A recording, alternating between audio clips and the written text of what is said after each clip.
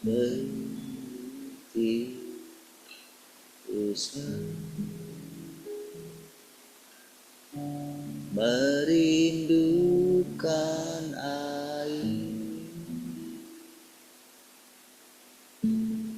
begitulah jiwaku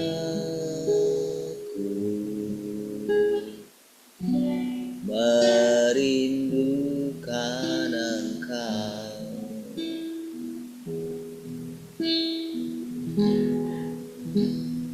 Ku berharap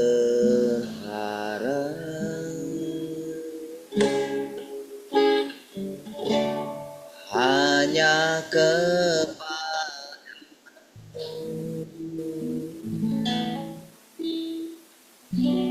ku sembah Kau Allahku, Tuhan Rajaku.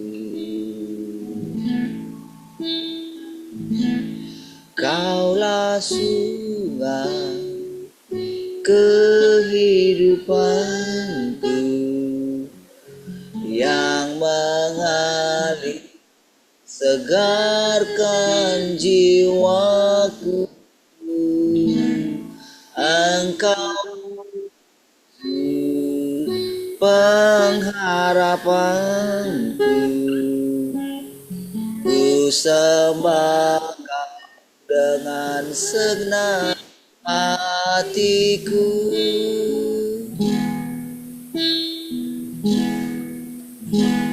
Seperti usah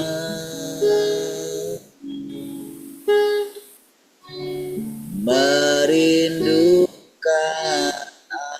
air, demikianlah jiwaku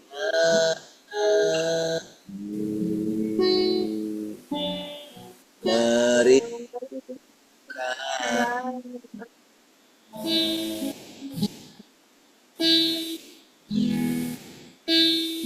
Ku berharap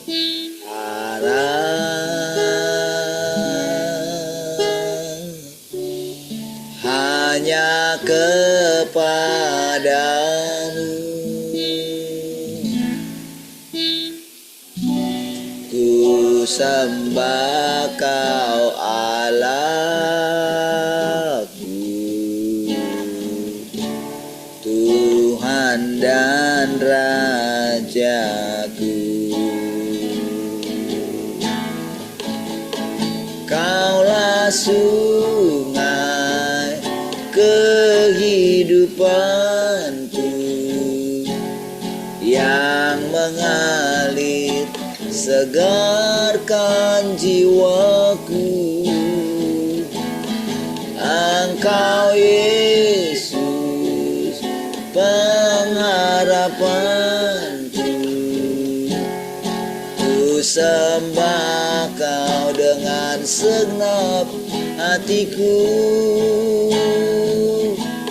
Kaulah sungai kehidupanku yang mengalir segarkan jiwaku. Engkau Yesus pengharapanku, ku sembah Kau dengan segenap hatiku. Ku sembah Kau dengan segenap hatiku.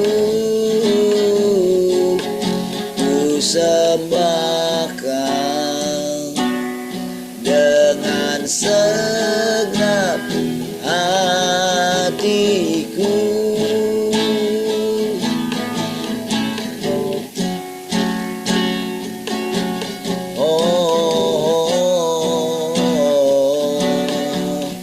Kami sembahkan Tuhan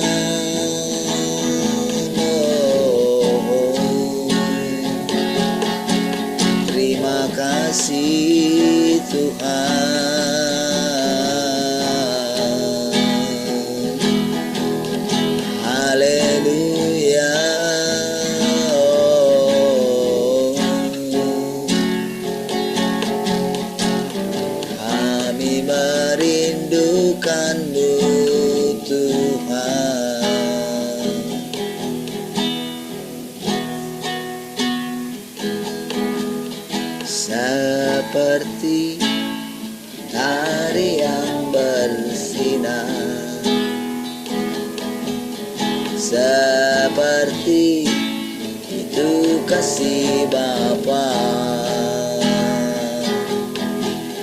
seperti gelombang samudra yang tak pernah berhenti. Kau mengasihiku seperti tingginya langit biru. Demikian tinggi kasih Bapa, sedalam lembah bayang mau, demikian dalam Kau tebus hidupku.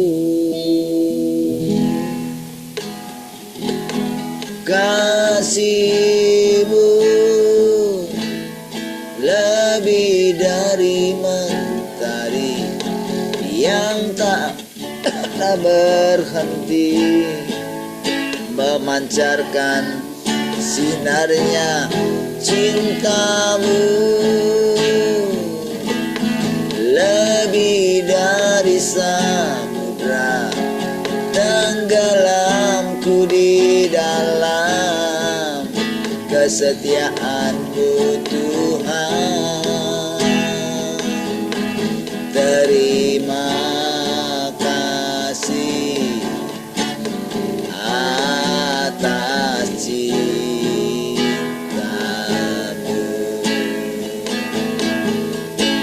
Ku kagum akan cinta-Mu, ku kagum akan kasih-Mu yang tak pernah berhenti.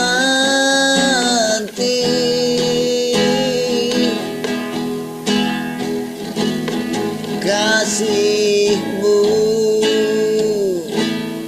lebih dari mentari yang tak pernah berhenti memancarkan sinarnya cinta-Mu, lebih dari samudra tenggelamku di dalam kesetiaan-Mu Tuhan. Terima kasih atas cinta-Mu. Terima kasih atas cinta-Mu. Terima kasih atas cinta.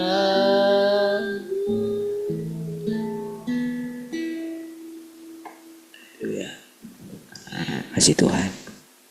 Bersyukur pagi hari ini karena kembali kami dapat bersekutu Tuhan, mendengarkan Engkau berkata-kata,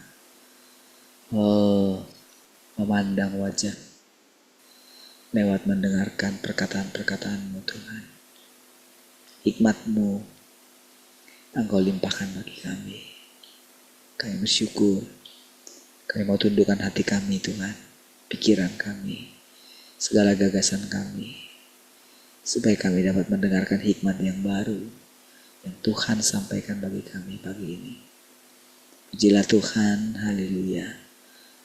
Mari semua kita yang merindukan Tuhan sama-sama katakan amin. Baik, puji Tuhan. Shalom semua, selamat pagi.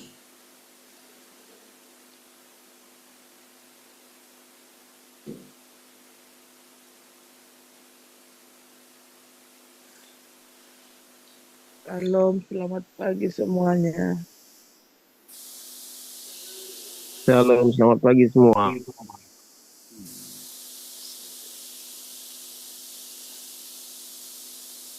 Selamat pagi semua. Shalom, selamat pagi semuanya.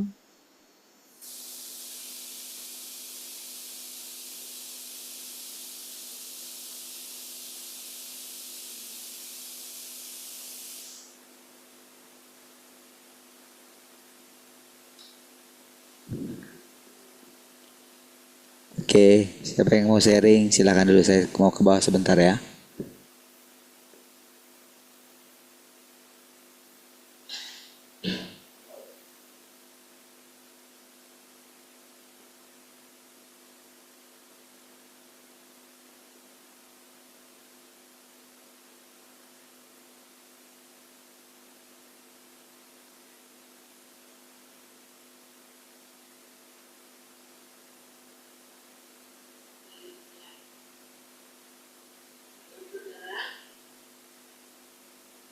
Dengar suara saya?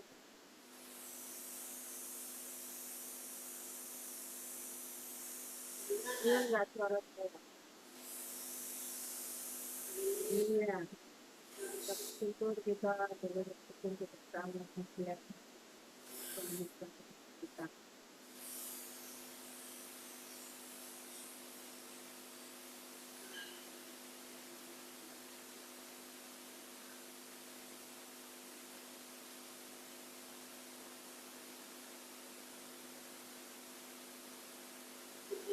Ini atas yang dari hidup ya. Kita boleh merasakan apa yang benar-benar setiap hari hal yang ada Tuhan merupakan kita.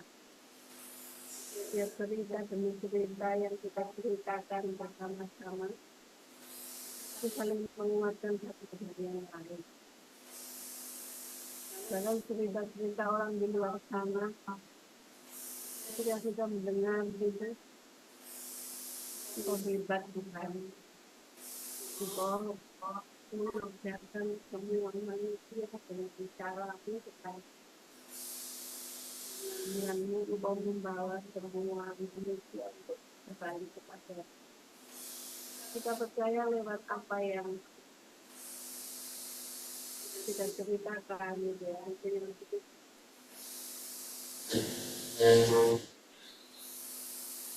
ceritakan yang dari kemarin dan yang semuanya itu perjalanan gitu ya.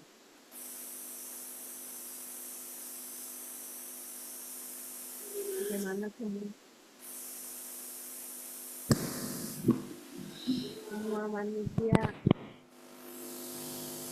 semuanya punya proses masing-masing gitu. Dan harus dijalani, tidak bisa ditolak, tidak bisa dihindari. Semua proses yang Tuhan izinkan harus dijalani gitu kan. Kita percaya Tuhan yang memampukan untuk melewatinya semua. Manusia itu kemampuan manusia yang satu dengan manusia yang lain pasti berbeda-beda gitu. Dengan cerita yang diceritakan di HPS gitu kan. Kalau saya merenungkan itu, kalau aku pasti nggak bisa seperti itu ya Tuhan, nggak sanggup, nggak kuat. Gitu.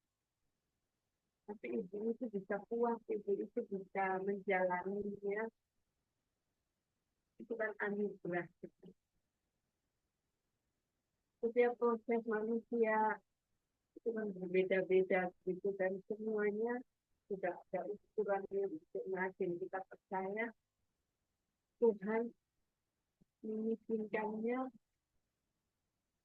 dan Tuhan yang memampukannya untuk melewatinya. Seperti di firman Tuhan dikatakan cobaan yang ini tidak melebihi kekuatanmu gitu. Berarti kan Tuhan sudah memberikan kekuatan bagi setiap manusianya. Kita bersyukur kita menjadi orang-orang yang tidak menolak tidak menolak pemurnian gitu ya, tidak menolak hanya Tuhan, kita mengikutinya. Karena kita tahu bahwa jalannya Tuhan itu terang bagi kita. Tuhan yang memberikan jalan bagi kita setiap hari, dan terangnya itu menyinari kita dan memberi kekuatan bagi kita. Seperti yang mungkin saya alami, mungkin orang ada yang sanggup, ada yang tidak sanggup. Tapi saya percaya Tuhan yang memampukan, Tuhan yang memberi kekuatan, dan Tuhan seperti tujuan yang kita naikkan di malam, Tuhan tidak pernah menyerah dengan hidup kita. Saya sadar bahwa Tuhan tidak pernah menyerah dengan hidup saya. Tapi Tuhan dengan kasih-Nya, dengan cintanya, dengan caranya Tuhan mau membawa saya kembali kepada Tuhan. Dia tidak pernah menyerah. Itu hal yang luar biasa. Itu suatu anugerah yang besar bagi saya. Saya boleh mendapat kasih karunia Tuhan. Saya boleh mendapat anugerah Tuhan dengan kesabaran Tuhan, dengan ketulusan Tuhan. Saya boleh mengalami Tuhan. Tuhan memakai suami saya untuk menolong saya. Kita nggak tahu bagaimana jalan-jalannya Tuhan. Tapi saya percaya segala sesuatu yang mendatangkan kebaikan bagi orang yang mau mengasihi Tuhan. Kita nggak tahu kita sudah mengasihi Tuhan atau belum, yang tahu kan Tuhan. Kita berkata kita mengasihi Tuhan, ternyata tidak, kita kan tidak tahu. Tetapi di dalam hati kita, di dasar hati kita, kerinduan kita kan punya hati untuk mengasihi Tuhan, untuk mau tinggal dalam Tuhan, untuk mau dekat dengan Tuhan. Saya percaya semua itu diperhitungkan oleh Tuhan. Dan itu yang membuat Tuhan tidak menyerah dalam hidup.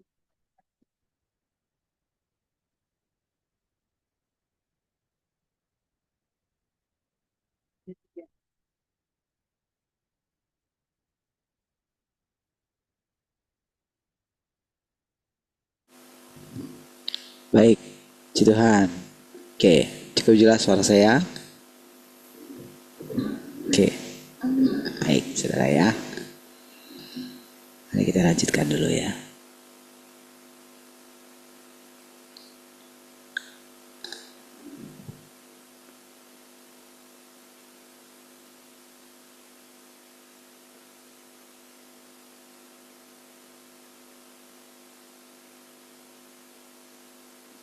Bagaimana Tuhan bekerja di dalam diri manusia ya. Jadi sekarang kita mesti mengingat gitu ya, di zaman apa kita sekarang. Kita berada di zaman penaklukan ya, di mana Dia menaklukkan manusia. Menaklukkan dengan bagaimana caranya? Dengan hidup di dalam kita. Dengan melakukan pekerjaannya di antara kita. Tinggal di antara kita. Nah, saudara, kalau Tuhan tinggal di antara kita ya, kan kita mesti mencari penampakan Tuhan. Senantiasa artinya itu sebetulnya adalah kita mesti mempersilahkan Tuhan melakukan pekerjaannya di antara kita. Bagian kita adalah kerjasama. Sebetulnya sekarang bukan lagi tergantung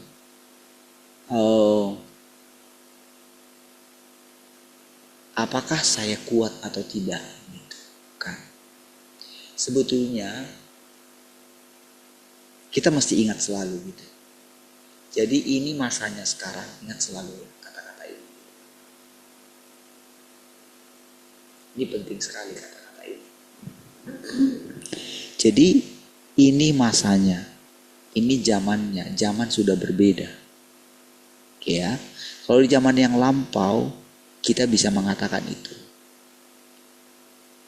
Oke, pencobaan yang kamu alami tidak melebihi kekuatan. Oke. Dia memberikan kita.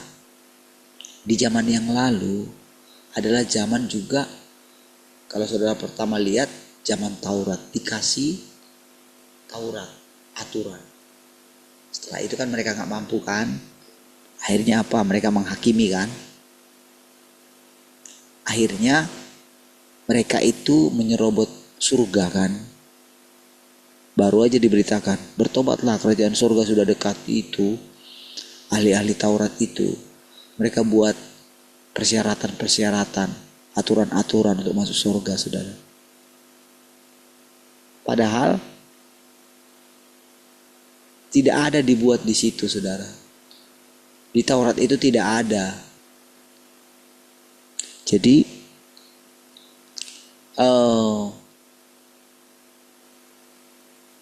tidak ada persyaratan-persyaratan untuk itu gitu. Jadi makanya ketika pada waktu itu informasinya tentang kalian mesti begini supaya kalian masuk surga, kira-kira kayak gitulah khotbah yang populer pada waktu itu gitu.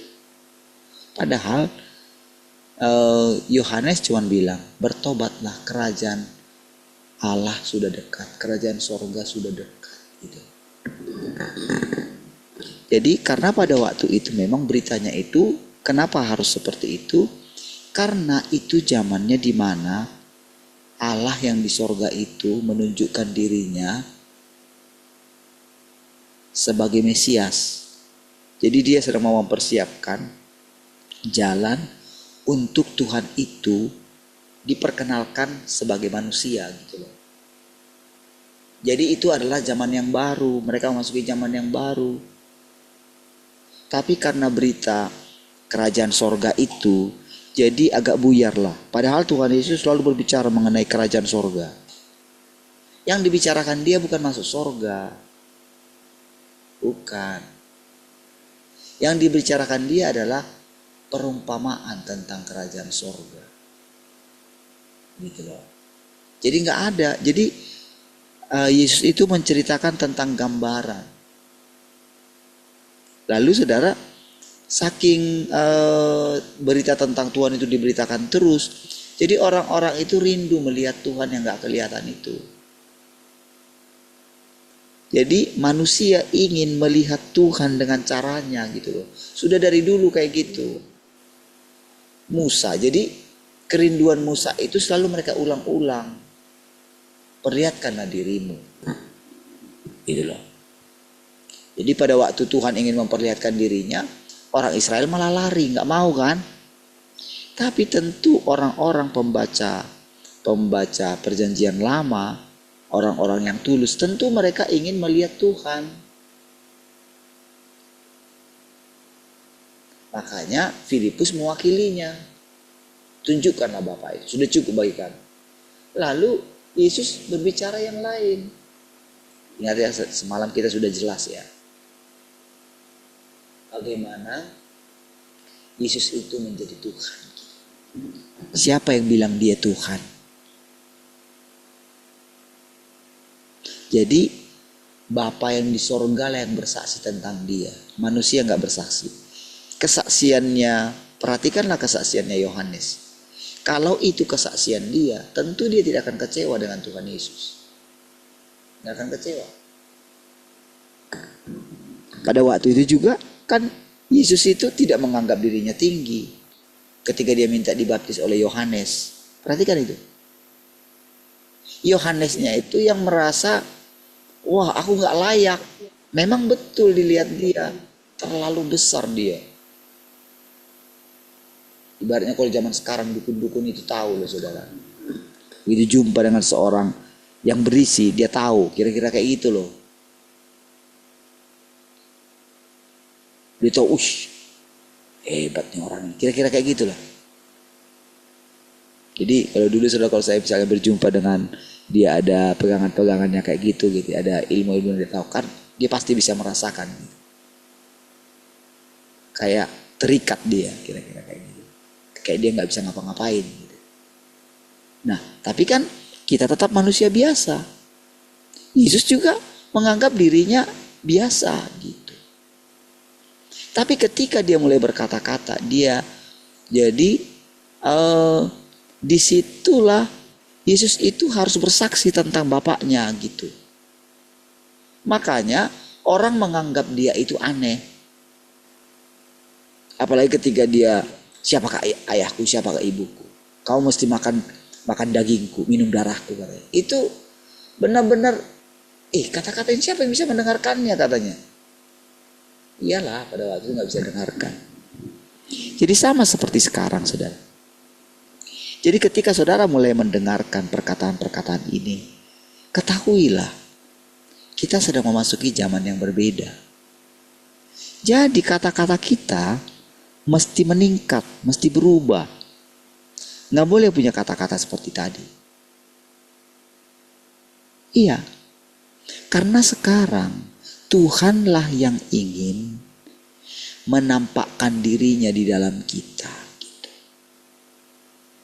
Jadi sekarang kita bukan lagi melihat itu sebagai masalah. Bukan. Tapi kita ingin melihat itu, kita ingin melihat Tuhan. Melalui kerjasama kita dengan Dia.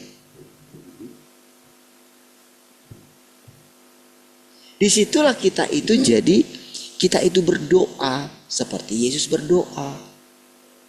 Tapi yang didoakan Dia bukan bagaimana keluar lagi dari masalah itu. Bukan lagi menguat-nguatkan diri kita, bukan. Tapi dengan berdoa untuk mencari apa sih kehendak Tuhan. Itu sebetulnya. Di mana aku ini yang memberontak? Di mana aku ini kok bisa kayak gini aku ini? Kira-kira kayak gini. Kok aku gak mudeng-mudeng ya Tuhan? Jadi ada yang kita ingat, kita di zaman apa sekarang? Jadi ini zamannya Tuhan menaklukkan kita.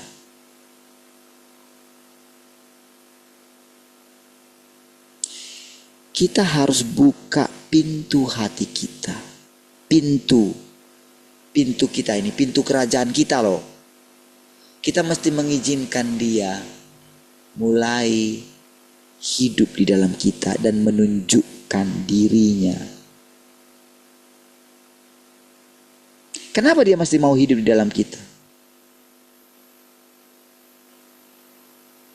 Dari sinilah kita akan mengenal watak yang sesungguhnya. Sebetulnya Tuhan itu sangat sabar sekali gitu loh. Sama.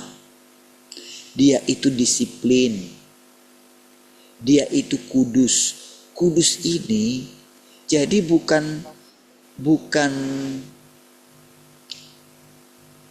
tidak berdosa, bukan tidak melakukan ini, tidak melakukan itu, bukan. Bukan sekedar itu, saudara. Bukan sekedar melakukan dosa, pelanggaran, bukan sekedar itu artinya kudus itu.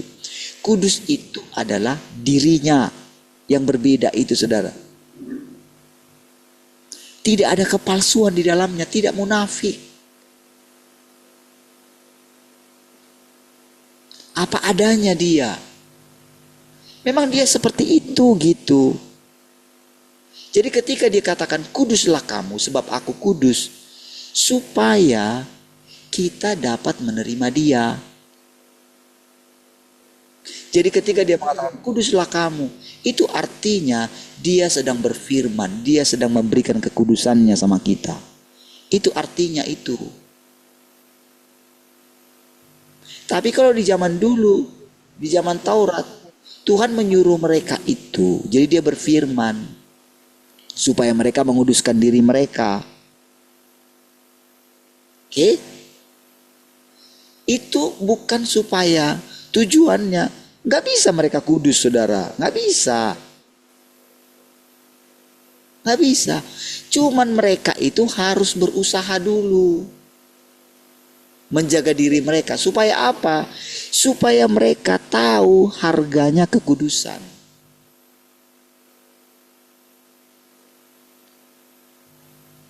Supaya apa? Supaya nanti mereka berdoa.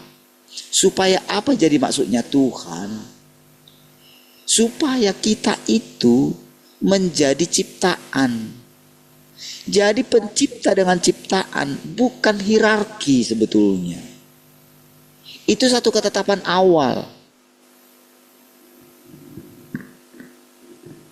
Jadi ketika kita memandang dia terlalu tinggi ingin menyamai dia, itulah antikris. Gitu loh.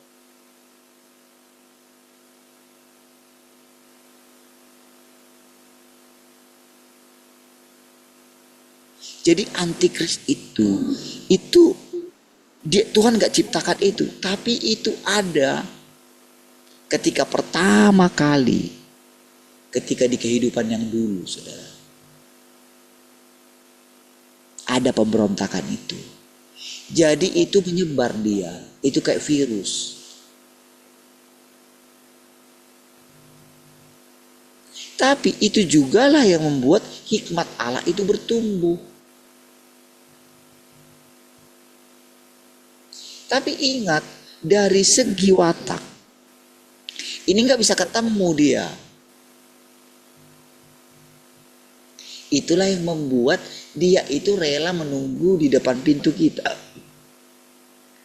Sampai kita itu berada dalam satu keadaan yang paling sangat membuat seseorang itu tidak tahu lagi mau buat apa. Disitulah baru diam-diam Tuhan memasuki area hidup manusia itu, saudara. Barulah dia itu bisa mulai melanjutkan proses penaklukan manusia. Jadi yang dia lihat dalam diri kita itu semua sama. Nggak ada bedanya kita dengan Petrus. Nggak ada bedanya kita dengan yang lain. Mereka tidak lebih tinggi dari kita, saudara. Ya.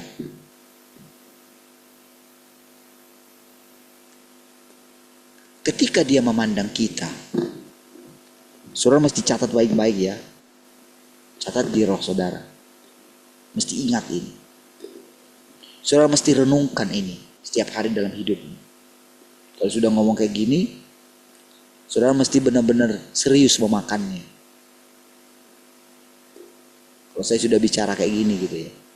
Karena di poin ini sangat penting sekali.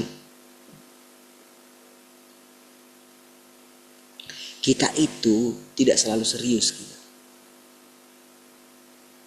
Hanya pada momen-momen tertentu ketika itu penting sekali. Disitulah dia ingin menyatakan rahasianya. Jadi ketika dia menyatakan dengan serius, di situ dia benar-benar, saudara. Jadi Tuhan itu ketika dia bekerja, dia punya side plan. Ketika dia berbicara pun, saudara, dia itu punya, dia terukur semua. Makanya saudara, ketika seseorang itu mulai menyadari ini, dia akan melihat bagaimana Tuhan itu gitu. Smart sekali melakukan segala sesuatu. Jadi ibaratnya dia seorang guru yang sangat berpengalaman. Iya. Kita belum pernah berjumpa dengan itu dan sangat mahal berjumpa dengan seorang guru yang sangat smart. Yang sangat tahu perkembangan muridnya. Yang sangat tahu tingkat intelijensia daripada muridnya. Iya. Sebetulnya dalam pandangan Tuhan, kita ini kan gambarannya dia. Dan ingat, kita ini bagiannya Tuhan. Ingat, ditempatkan rohnya di dalam kita. Yang diingininya dengan cemburu katanya. Tapi dulu kita pikir kita ada kan? Kita pikir kita itu eksis kan? Padahal sebetulnya secara hukum kita ini bukan milik kita lagi. Iya, semua kita sudah berdosa. Lalu dibelilah kita. Dibeli kembali, sama siapa dibeli? Enak aja sama iblis? Enggak lah.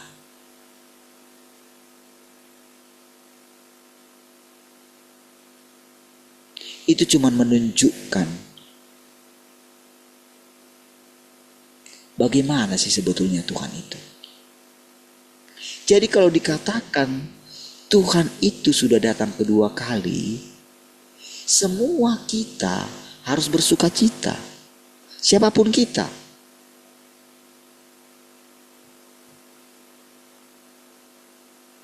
Kita masih cepat mengejar itu gitu. Jangan lagi sibuk, oh Tuhan lihatlah diriku Tuhan, oh Tuhan aku nggak bisa lagi kayak gitu. Tapi walaupun kita masih seperti itu, ingat ya, jadi kalau saya katakan seperti ini, perhatikan baik-baik.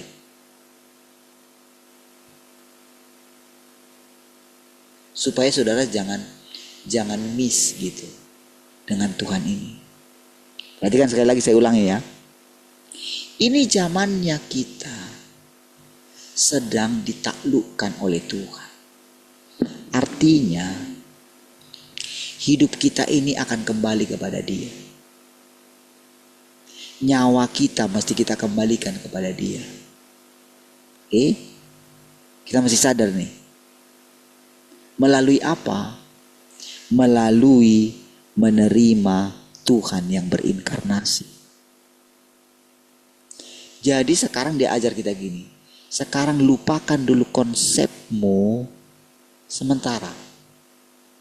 Lupakan sementara konsepmu tentang Tuhan yang ada di mana-mana itu, yang ada di surga, di mana tempat Dia. Lupakan dulu.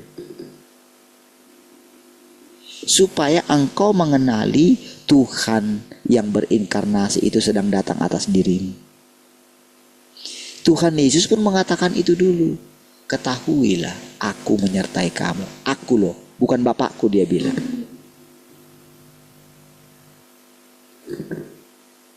Sampai kesudahan zaman, aku menyertai kamu. Kalau murid-murid pada waktu itu benar-benar pegang perkataan-perkataan Tuhan, tentu pertumbuhan mereka, tentu mereka sudah jauh melesat gitu. Sebetulnya mereka sudah melesat ketika mereka itu balik itu, mereka sudah melesat gitu. Makanya mereka sudah terangkat sebetulnya. Tapi ada di antara mereka yang harus dirampas. Itu makanya anak laki-laki itu dirampas katanya. Itu bagian firman Tuhan yang lain. Itu bagian pekerjaan Tuhan yang lain. Tentu si perempuan yang melahirkan itu tentu tidak bisa mengerti sepenuhnya apa yang dialami oleh si anak laki-laki itu. Karena ini pekerjaan Tuhan. Bukan berbicara mengenai si anak laki-laki ya. Ini berbicara mengenai hikmatnya Tuhan yang di atas itu. Oke? Tapi ingat saudara, Tuhan mengatakan, aku menyertai kamu. Apanya yang menyertai? Kalau dikatakan dia menyertai, bisakah kita bayangan kita? Bisakah bayangan daripada murid-murid pada waktu itu harus beralih kepada Yesus, bukan lagi kepada Yahweh? Iya. Kenapa orang Kristen memanggil Tuhan itu Yesus? Coba saudara pikirkan.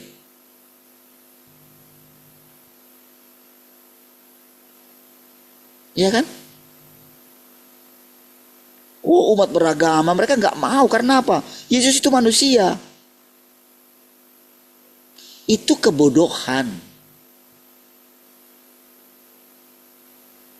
Tapi Yesus sendiri kan mengatakan, Bapakku lebih besar daripada aku. Jadi orang-orang itu karena Yesus bilang kayak gitu, mereka mau langsung ke Bapa. Mereka nggak mengerti dialah jalannya. Dia jalan karena Tuhan yang mengatakan.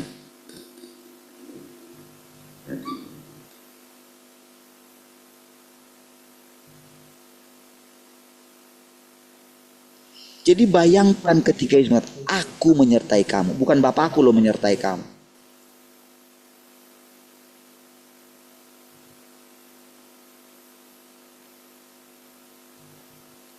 Jadi coba bayangkan sekarang pada waktu itu. Dari setiap perkataan Tuhan Yesus itu. Jadi pintar ya, harus pintar.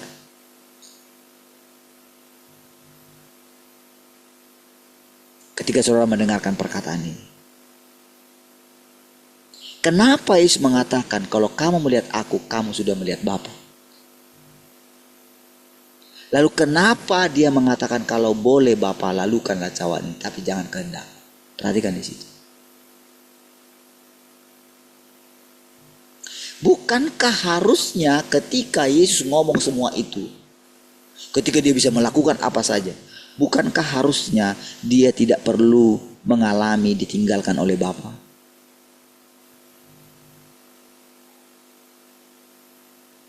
Tapi kenapa dia perlu mengalami itu? Supaya kita bisa melihat. Supaya nanti kita mengerti bagaimana dia mengajari kita.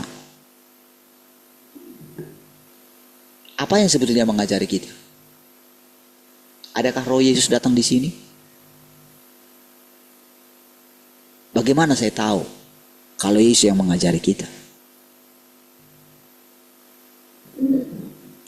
Saudara, ketika kita di RTM kemarin, saudara, mereka aja yang gak ngerti. Mereka aja yang gak mau bertumbuh. Makin pesat. Tetap aja di situ. Jadi sebetulnya dia ngajari kita tentang sistemnya tadi.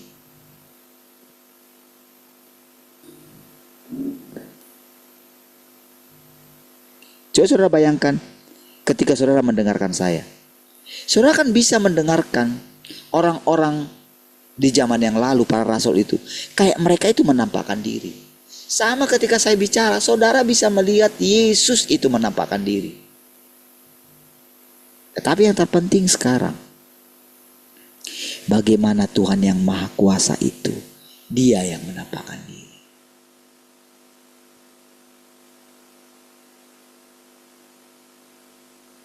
Karena kalau Yesus saja, nanti dalam konsep kita hanya mujizat terus. Jadi itu yang kita ingat terus. Kita tidak bisa masuk ke area yang baru. Apa area yang baru? Sesulit apapun hidup kita. Oke? Seberat apapun kita. Dengerin. Sekualitas buruk apapun kamu, kalau kamu membuka pintumu dan engkau mulai mendengarkan firman Tuhan, aku akan masuk dan makan sama-sama dengan kamu. Jadi semenderita apapun kamu mesti tahu, akulah kebangkitan dan hidup, kata Yesus. Serusak apapun kita lihat di sekeliling kita sekarang ini, engkau mesti percaya Tuhan mengendalikan segala sesuatu. Dialah Tuhan yang Maha Kuasa. Tuhan yang berdaulat. Tuhan yang memerintah. Nah, terima Dia.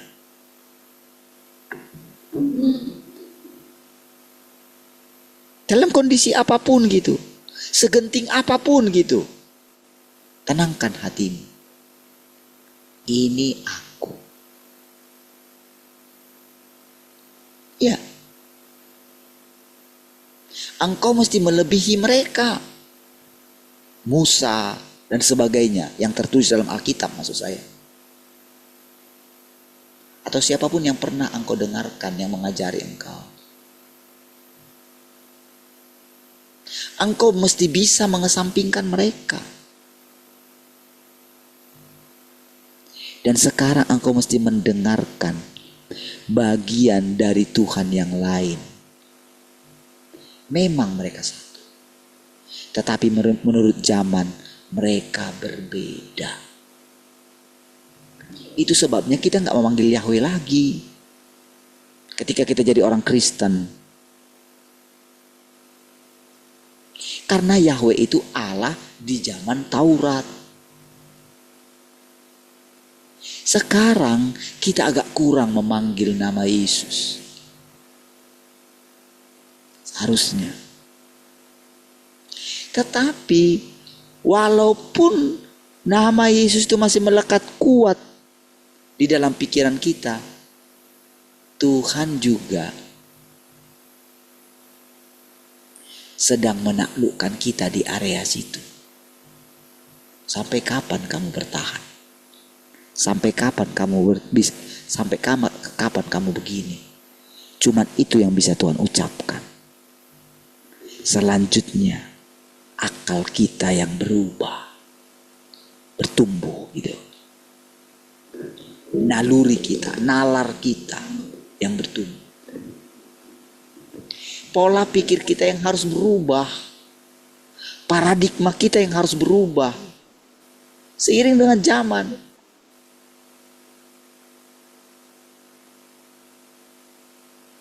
Jadi bukan lagi melihat-lihat pertolongan, tapi lihat bagaimana Tuhan mengatasi semua itu. Perhatikan itu baik-baik. Dari situlah nanti lahir kekaguman kita, karena kita melihat Tuhan setiap hari. Kalau Tuhan katakan, aku tidak akan meninggalkan kamu lagi. Itu firman, pegang. Tentu kita akan mengalami benar-benar seperti ditinggalkan.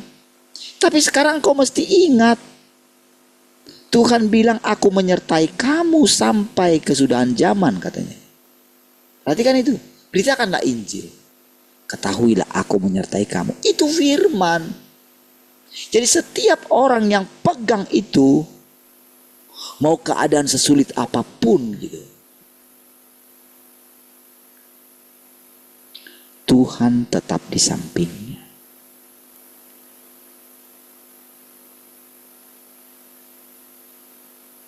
Dia tahu waktu yang terbaik melakukan sesuatu untuk menolong kita. Saya sudah katakan tadi, contoh yang dibuat tadi, yang kesaksian tadi, yang ceritakan kemarin sama Pak Yabes itu. Iya. Lihat, menurut ukuran, harusnya kita yang lebih kuat dari dia. Tapi kenapa dia bisa melewati hari demi hari? Ada semangat di dalam diri dia. Mungkin sudah berdoa bertalu-talu, tapi lebih banyak waktu kan yang harus dipakai dia untuk berjalan dari hari ke hari. Tapi lihat, bagaimana sekalipun dia tidak berdoa, sekalipun dia tidak mendengarkan firman Tuhan, tapi lihat bagaimana Tuhan menolong dia. Iya saudara, bukan berarti kita jadi tidak perlu berdoa kepada Tuhan. Bukan itu maksudnya. Bukan. Tapi lihat, Tuhan itu siapa sih? Dia gak mau dijilat saudara. Dia sangat benci dengan penyembah-penyembah yang menjilat dia. Karena Tuhan baik sama dia, karena Tuhan sembuhkan dia, lalu dia itu menyerahkan hidupnya sama Tuhan, lalu dia enggak. Memang itu sifatku kayak gitu. Menolong itu sifatku. Watakku itu kayak gitu. Aku gak bisa berubah. Aku gak tahan lihat orang menderita. Itulah Tuhan. Aku penyedia. Berlimpah segala sesuatu dalam diriku. Memang aku menciptakan manusia, sudah kusiapkan semua. Gitu dari pihak Tuhan. Tapi orang lebih mencintai dirinya daripada kenyataan Tuhan itu.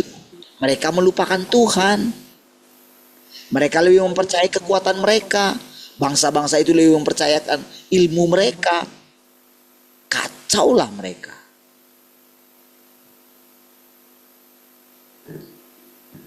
Mereka tidak menghormati hak orang-orang rendah. Padahal mereka orang-orang agamawi, saudara. Malahan mereka dipermalukan. Malahan orang-orang yang tidak membicarakan Tuhan, malah mereka yang melakukan nilai-nilai moral, yang menjaga lingkungan, yang menjaga ekosistem. Iya, saudara. Orang-orang primitif.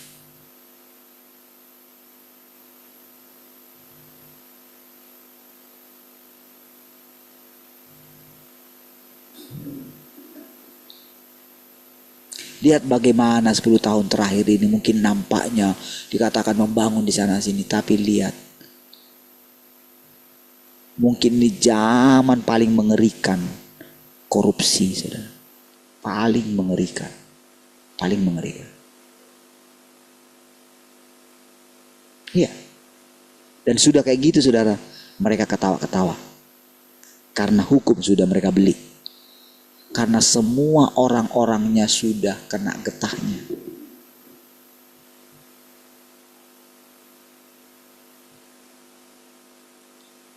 Itulah keserakahan manusia.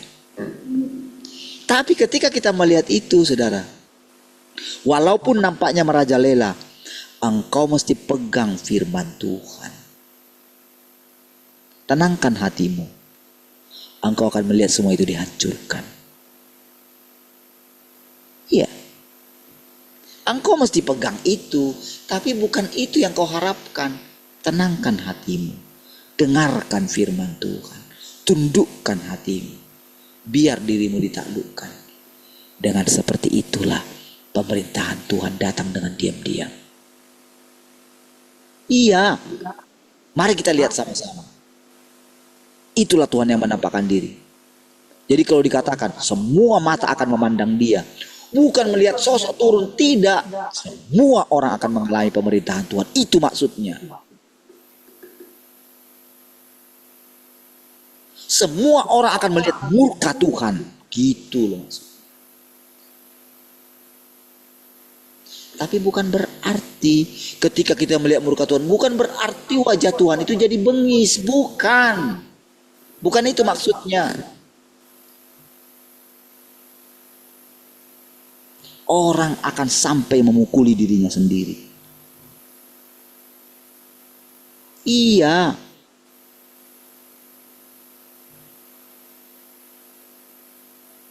Orang akan merasa sangat bersalah sekali. Itu artinya saudara, orang memandang Tuhan. Supaya saudara tahu. Iya. Itulah yang kita lihat yang Tuhan kerjakan di antara kita. Iya.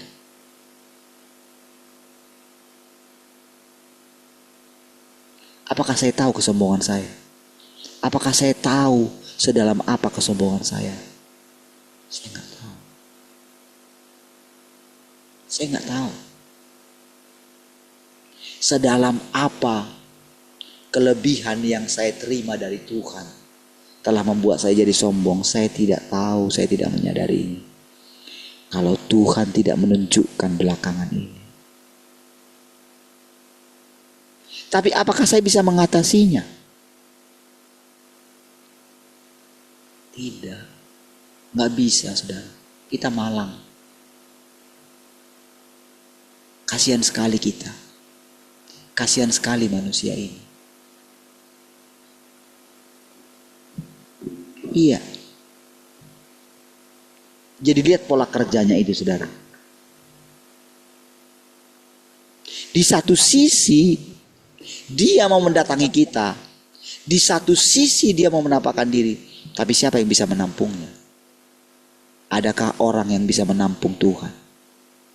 Adakah rumah Tuhan sebesar apa yang bisa kita bangun untuk menampung dia? Mana ada yang bisa?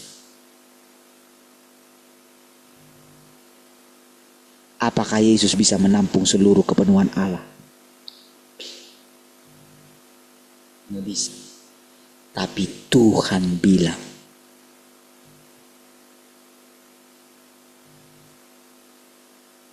dia berani ngomong, kalau engkau lihat aku, engkau sudah lihat Bapa.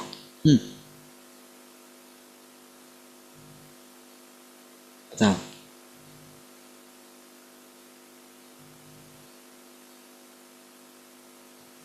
Kalau engkau melihat Yesus dari sisi manusia, engkau hanya dia melihat dia manusia, tapi engkau tidak mendengarkan, tidak melihat dia sebagai Allah. Engkau tidak akan pernah sampai kepada Bapa, karena engkau tidak menghormati dia. Kalau engkau tidak bisa menerima perkataan-perkataan ini sebagai Tuhan, sampai kapanpun engkau tidak akan pernah melihat Tuhan. Itu sebetulnya sama saya boleh mengatakan, kalau engkau mendengarkan aku, engkau sedang mendengarkan Tuhan itu sendiri. Sebetulnya saya bisa ngomong kayak gitu. Tapi untuk apa?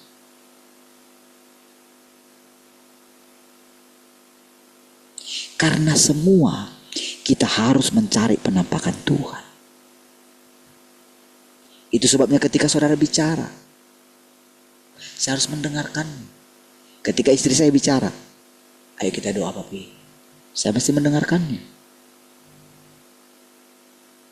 Ya dong. Makanya dia bilang, kalau ada orang yang ngajak kamu jalan 1 kilometer, jalanlah dengan dia 2 kilometer. Kalau ada yang minta bajumu, kasih juga jubahmu. Karena engkau melihat dia Tuhan gitu loh. Karena engkau melihat dia berharga. Karena engkau juga pernah mengalami ditolong kayak gitu loh maksudnya. Karena punyamu itu pun punya Tuhan gitu maksudnya.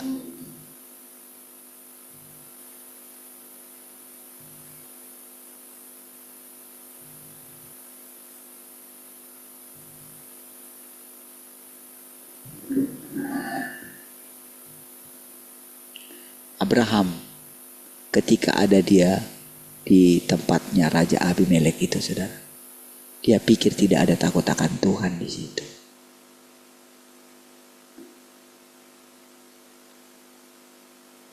Dia pikir dia penyembah berhala, nggak mungkin didatangi sama Tuhan. Iya kan? Bayangkan orang kafir itu didatangi oleh roh di atas segala roh, dan dia gentar sekali. Kalau engkau tidak kembalikan istri orang Ibrani itu, matilah kau. Ya, malam ini juga kau mati katanya.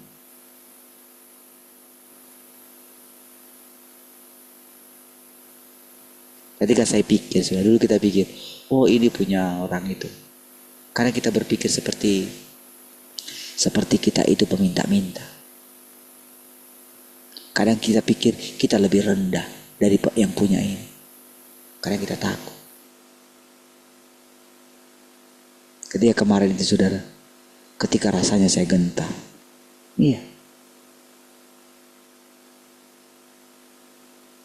Ya berhak dong harusnya dia ngusir kita. Bisa aja.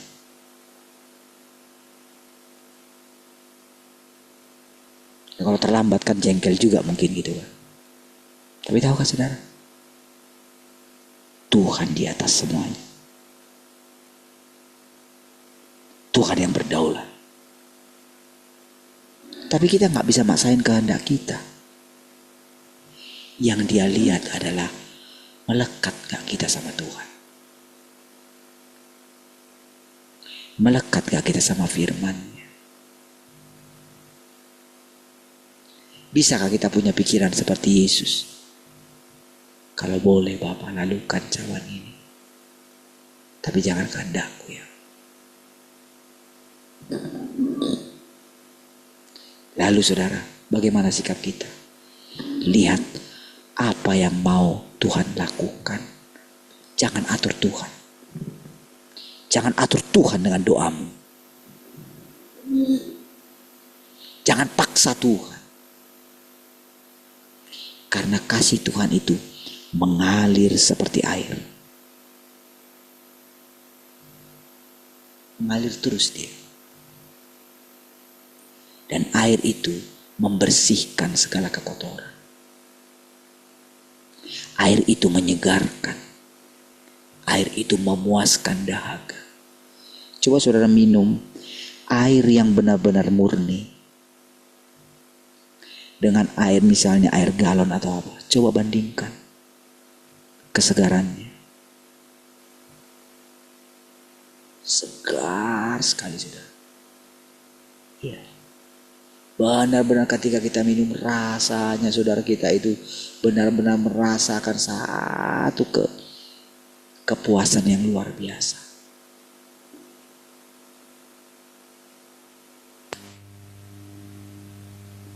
Itulah artinya saudara. Ketika kita berjumpa dengan firman Tuhan.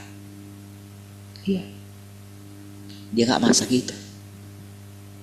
Walaupun rasanya seperti saya katakan sama saudara, nampaknya dia murka. Itu untuk menunjukkan siapa dirinya. Supaya manusia itu belajar menghormati sekelilingnya. Iya. Menghormati orang yang rendah. Menghargai orang yang bodoh sekalipun. Iya. Ketika Tuhan mengatakan alangkah lambannya kamu, bukan underestimate, tapi menyadarkan kamu tahu gak siapa dirimu sesungguhnya. Kalau kamu kayak gitu, kamu itu mendukakan hati Tuhan. Tahu gak? Kira-kira kayak gitu. Makanya sampai dia ngomong. Ketika dia ngomong sama iblis, enyahlah engkau. Ketika dia ngomong sama Petrus, enyahlah engkau iblis, katanya. Itu tindakan kasih yang luar biasa. Bukan menghina Petrus. Di dalam diri Tuhan tidak ada penghinaan. Nggak ada, dia mungkin dia menghina kita.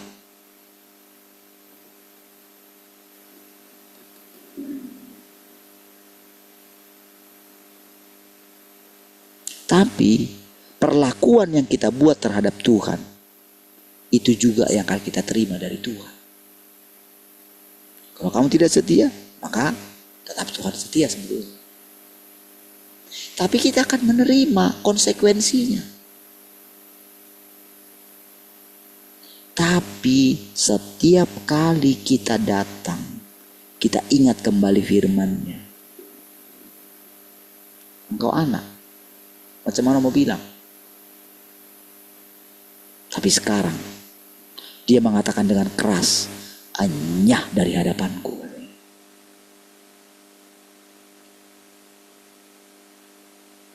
Emang kita kalau enyah kita, emang kita bisa keluar?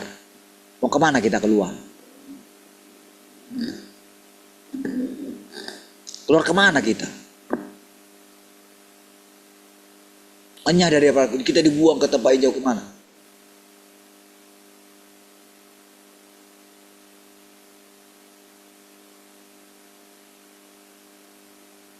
Kemana? Ada tempat bagi kita untuk sembunyi. Ada bagi orang misalnya ketika dibuang semua orang-orang jahat di situ, apakah mereka bisa membuat kerajaannya sendiri?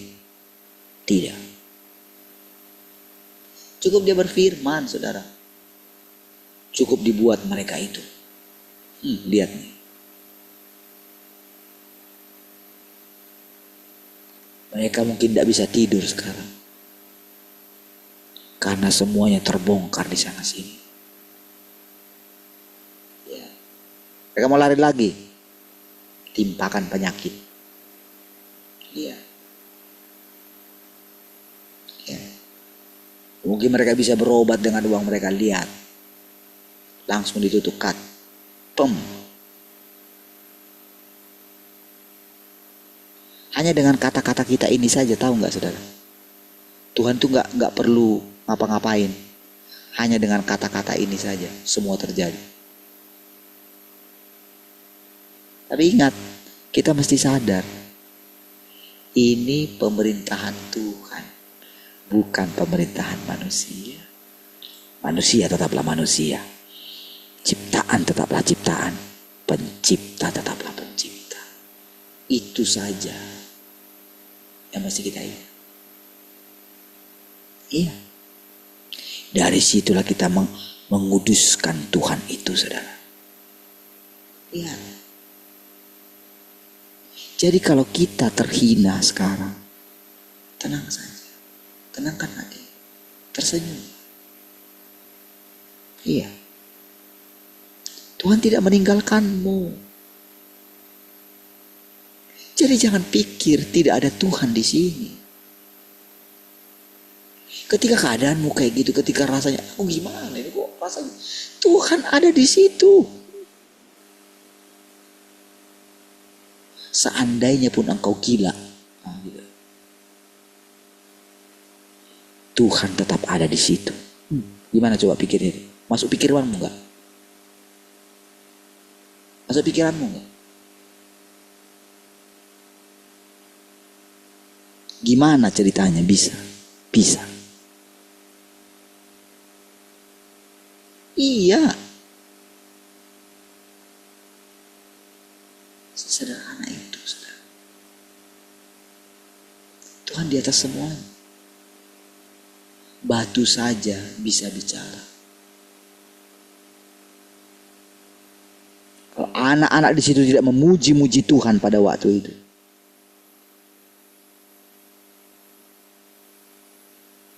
batu-batu itu akan melompat-lompat, menari-nari. Bayangin tuh.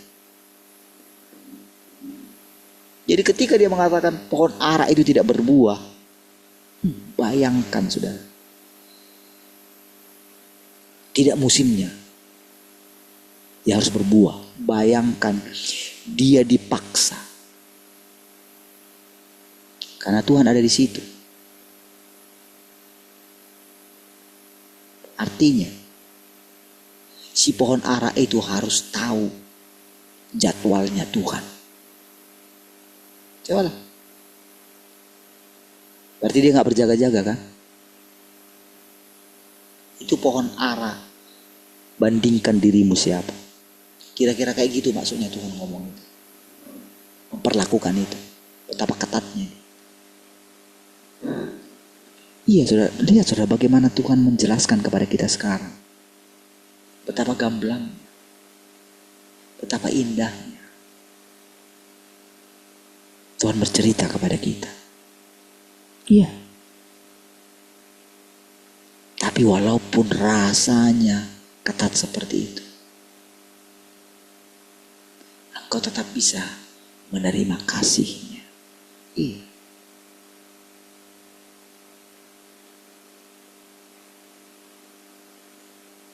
Karena Dia tahu kemalangan kita, saudara. Dia tahu kerusakan kita. Iya. Dia nunggu kita supaya kita menenangkan hati kita. Ya Tuhan, aku percaya Kau mengasihi aku. Tuhan, bisakah Engkau berikan aku kesempatan untuk mengasihi-Mu? Bolehkah dengan tersenyum? Bolehkah senyumku pagi ini? Walaupun rasanya sulit untuk tersenyum, Tuhan. Bolehkah aku tersenyum pagi ini? Supaya Engkau bisa tersenyum melihat hidupku. Ya.